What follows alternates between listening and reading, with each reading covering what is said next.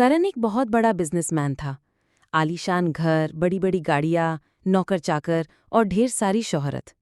उसकी पत्नी सिया एक साधारण लेकिन समझदार महिला थी, जिसने शादी के बाद करियर को छोड़ा था ताकि परिवार संभाल सके। एक दिन करण ने घर में पार्टी रखी।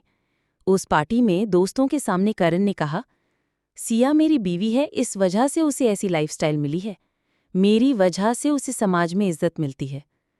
सिया मुस्कुराई, कुछ नहीं बोली, लेकिन उस रात उसने करण से अकेले में कहा, अगर तुम कामयाब हो तो उसमें मेरा भी हाथ है करण। मैं तुम्हारे पीछे की वो ताकत हूं जो बिना थके तुम्हारा घर, परिवार और तुम्हारा मन संभालती रही। उसने आगे कहा, तुम्हें इज्जत इसलिए मिलती है क्योंकि मैं तुम्हारे साथ हूं। तुम्हारे घर को घर बनाया, तुम्हारे बच्चों को संस्कार दिए, तुम्हें थक कर लौटने पर सुकून दिया।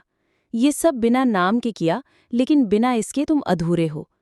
करण ने कहा, जो तुम कह रही हो उसे साबित करके दो। तुम्हारी वजह से मेरी इज्जत है। सिया ने कहा, तुम कल सबको खाने पे बुलाओ।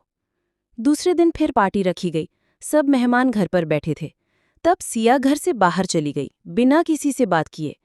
सबने करण से पूछा, तुम्हारे बीच कुछ झगड़ा हुआ है क्या? सिया तो ऐसी नहीं थी। वो सबका ध्यान रखना, सबका आदर करना कभी नहीं भूलती। तो आज क्या हुआ है?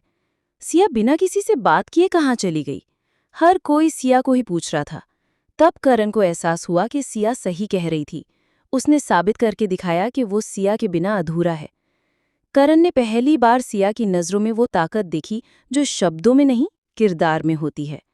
अगले दिन ऑफिस मीटिंग में उसने सबके सामने कहा, जो कुछ भी मैं हूं उसमें मेरे काम का योगदान 50% है और मेरी पत्नी सिया का योगदान बाकी 50% है।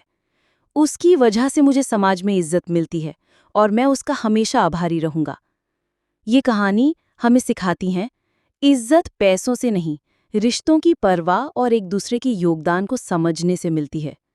एक सफल आदमी के पीछे हमेशा एक समझदार और ताकतवर औरत होती है और उसकी इज्जत खुद की वजह से भी होती है। वीडियो पसंद आया तो लाइक, सब्सक्राइब और कमेंट करें। धन्यवाद।